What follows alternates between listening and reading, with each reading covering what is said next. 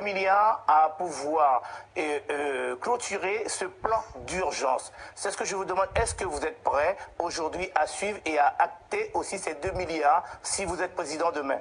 Je suis prêt, 1, à confirmer le plan d'urgence, 2, à aller au-delà dans le cadre de la discussion que j'ai déjà eue, 3, je n'articulerai pas un chiffre de 2 milliards en plus ce soir, parce que moi je n'ai pas tous les détails de ce nouveau plan. Par contre, je souhaite le discuter et le travailler une fois élu avec l'ensemble des élus et des forces vives guyanaises. Une dernière question avant de passer à la dernière thématique.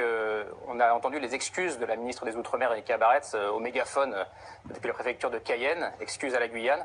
On a entendu que le Premier ministre était très énervé par ces excuses. Est-ce que vous pensez qu'elle a eu raison de s'excuser au nom de la République? Écoutez, elle était courageuse d'y aller. Elle était courageuse de s'exprimer directement devant eux. C'était un moment de très forte tension. Monsieur le maire le sait mieux que nous. Il y avait une très forte colère. Dans ces moments-là, il faut savoir parler avec le cœur. Elle l'a fait. Elle a eu raison.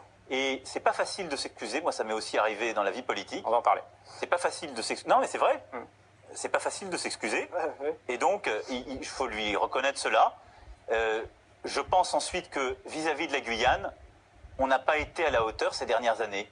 Parce que la Guyane, elle vient de s'embraser parce qu'il y a une vraie souffrance, parce qu'il y a une attente, parce qu'il y a une pression démographique très forte, il y a de l'insécurité, il y a un problème de santé, d'éducation qui est criant. Si on y avait répondu en temps et en heure, ça ne se serait pas créé. Merci, donc Mme moi, Lacroix, je défendrai Ericka Baretz sur ce sujet. Et merci, monsieur le maire.